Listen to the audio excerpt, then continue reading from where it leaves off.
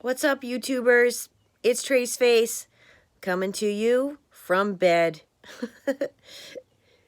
um, Thank you so much to those of you that were able to be a part of last night. My brother and I were playing in New Hampshire, and I did go live. And for those of you that were able to see us playing music together and having a fun time, I'm glad you were a part of it. I took it down because the quality of the sound quality was just terrible. Um, Excuse me, and I lost my voice, I'm sorry. Um, where our booking agent for Up That Way was, we have a booking agent that books us some pretty decent shows out in New Hampshire, where we get paid well, and we get to play the whole night. And anyway, where he was standing last night, you couldn't hear the other instruments because he was standing like on the side of the stage. And so anyway, it didn't sound very good. I'm hoping that we're playing a festival coming up in Providence, and I'm hoping that maybe somebody could try to video that one, and in the hopes that it would sound a lot better and you could see us playing more of our original stuff. Yeah, I've talked about it before in the channel. It's my brother and I. We loop instruments live on stage, and it's just the two of us. We sound like 5 people, but it's just the two of us playing. That's how we do it, and we have to get the loops right away because nothing is pre-recorded. And so anyway, it's something I love to do, and intimately I wanted to share. I share everything with you guys in my life, and I'm glad that those of you were up last night and able to be a part of that with me. That was really awesome. Again, I'm hoping to do it again and try at one of the festivals we're going to play, so that you know, in the hopes that the quality is a lot better than it was last night. I couldn't stand listening to it. I had to take it down because it didn't sound good from where he was standing. In thinking about that this morning,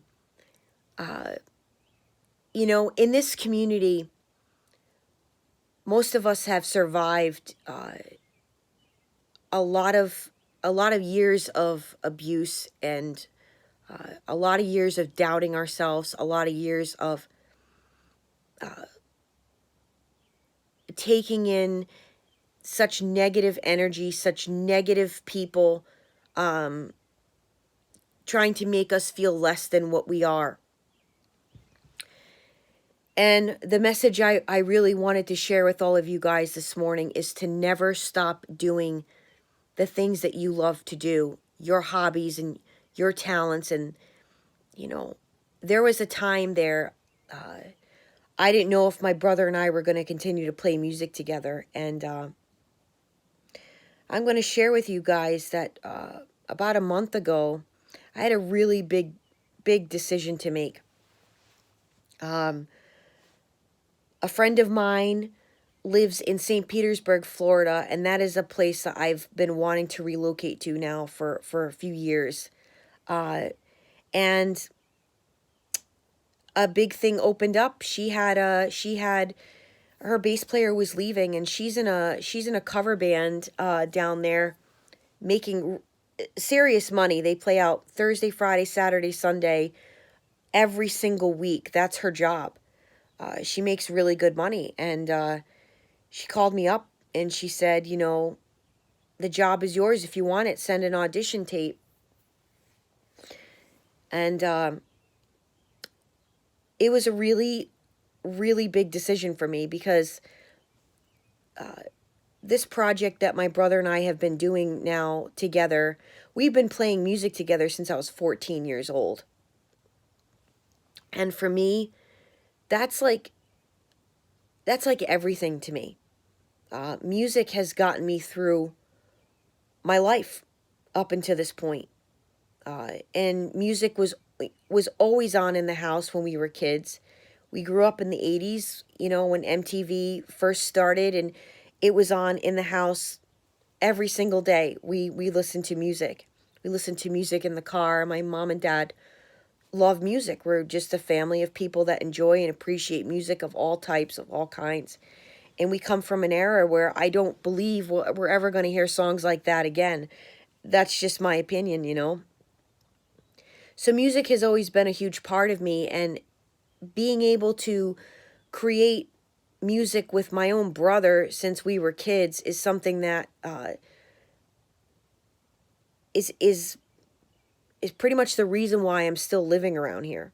Um, and so anyway, I had a really big decision to make, and I didn't know what I was going to do. I thought maybe I'll go down there for at least a few years and give it a shot and try something else. And I had a long talk with him, my brother, because, you know, life is different now. Things are different. My brother has two kids, and he owns you know, four School of Rocks right now. He School of Rock is like a franchise. The movie School of Rock was actually made about the franchise that already existed. I didn't know this, but yeah. So anyway, he teaches kids how to play music, and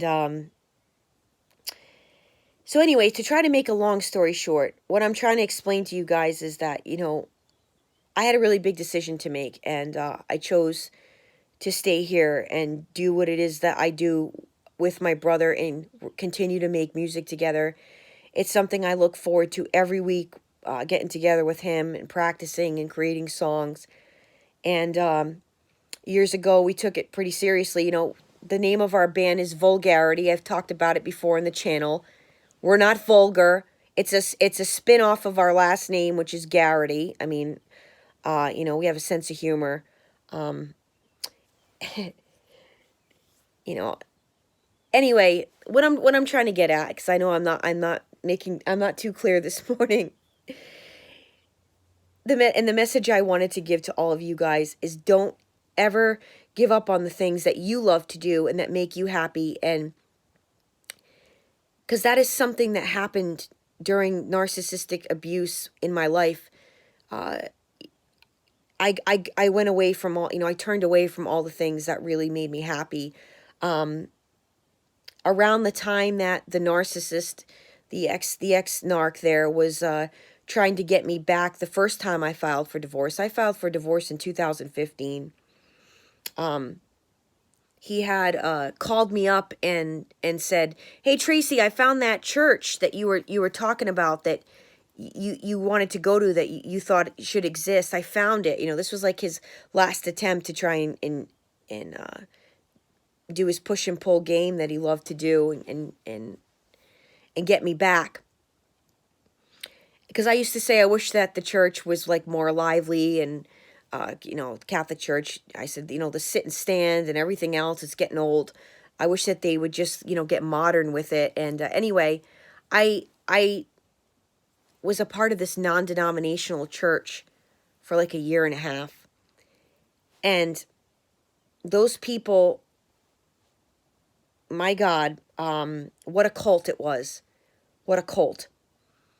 And it just became, you know, now we need, you know, I was doing Sunday school teaching. I was teaching the kids on Sunday, and it became, okay, can you come in for this mass now? Okay, now we're going to have a Sunday night mass. Can you come in for that? Okay, now we're going to have a Bible study. Now we're going to have a women's group. Now the women's group's going to meet twice a week. You know, and when I would tell the leader of this women's group, listen, like, I have band practice, she'd be like, well, is it a Christian band? Your brother should understand. You know, it's like, no, we play rock and roll. You know, like that's like something so terrible. Like, you know, that's how they look at everything. The whole world is just, you know, so, you know, you can get too much into that, to the point where you're just, you're like a shell of a person, and that's narcissistic abuse in itself, when people are trying to take away something that has been a big part of your life for so long. And you know, I love artists like Alice Cooper and Dave Mustaine of Megadeth. Both of them have come out in interviews talking about how, yes, you know, Satan really does exist, and they have their stories with that. And they have their stories of deliverance from that, and how they were still able to play rock and roll after they went through some crazy stuff that they saw and witnessed. Alice Cooper used to be an alcoholic. Dave Mustaine talks very candidly in interviews about how, yes, there were some songs he was in an old band before Megadeth that really was like channeling and bad, and he has his stories with that. And anyway, it's very interesting stuff, and how he still loved to play rock and roll, and he still loved metal music. So I believe he talked about how, like, his band prays, and like they pray, they are believers of God. They know that this stuff is real. Not every rock band out there is bad and bad for you, and is going to bring you to hell. I believe that music is a great way to channel a lot of different emotions and be able to do that in a healthy way. And you can get way too into things, to the point where, like, you're constantly thinking that, like, the Illuminati, and you can get really way too far into that. And there was a time in my life that I was going there too. All I was listening to was Christian rock, and I love Christian rock. I love a lot of Christian rock bands, but what I'm trying to say is, like, I'm very aware of how, there's narcissists within this community. There are narcissists out there trying to make you still feel less than, still trying to put you down, be judgmental, and that's fine. They're everywhere. But you have to be aware of that too, that, when you're living your life to the fullest, and you're doing the things that make you happy and that you enjoy, and you're recreating your life again after you're getting out of these abusive and toxic relationships, you're not going to please everyone. And that's the whole point. You have to please yourself. I've talked about that before. So that's the message that I wanted to send to all of you guys today. Don't ever give up on the things that you love to do, and what your story is, and what means something to you. I know that a lot of us have spoken about and come forward, and I really appreciate you guys sharing your stories with me and with everyone through the comments, and when I go live, and when you've emailed me, and when you've worked with me for the coaching. It really helps me to see what is truly going on. You guys know that I believe it is spirits that are inside of these people. That's why they all act strategically the same. I do believe that. I am a believer. And I'm trying to figure out what it is we need to do to shut down their operation. I think about this stuff, you guys, on the daily. And I believe the two things that are going to make it stop, actually there are three things. The first thing is you have to get away from these people. These people don't deserve good people in their life. You staying with these people is showing them that they can continue to be a narcissist and get away with it. They need consequences for their actions. Consequences. Hard consequences. They don't deserve good-hearted people that they continue to kick and stomp, especially the malignant ones. They are evil. The second thing that needs to happen is that they need to be exposed for who it is, for who they are and what they do. And the third thing is the awareness that we still have to continue to spread about what it is they do, how they operate, so that we can save other people from going through the same thing. So that's my message this morning. I'm sorry that I sound like I smoked a pack of cigarettes. I don't smoke. I hate smoke. I grew up with that. My parents were smokers. But yeah, I sang last night. This is usually what my voice will sound like the next morning. Anyway, I just wanted to share that with all of you. Thanks again for all of your support for all of us and one another, and continue to encourage one another to stay the course and do the right thing. And I think doing the right thing is those things I just mentioned, and trying to shut down their operation. I am Trace Face, and it's time we all face the truth together.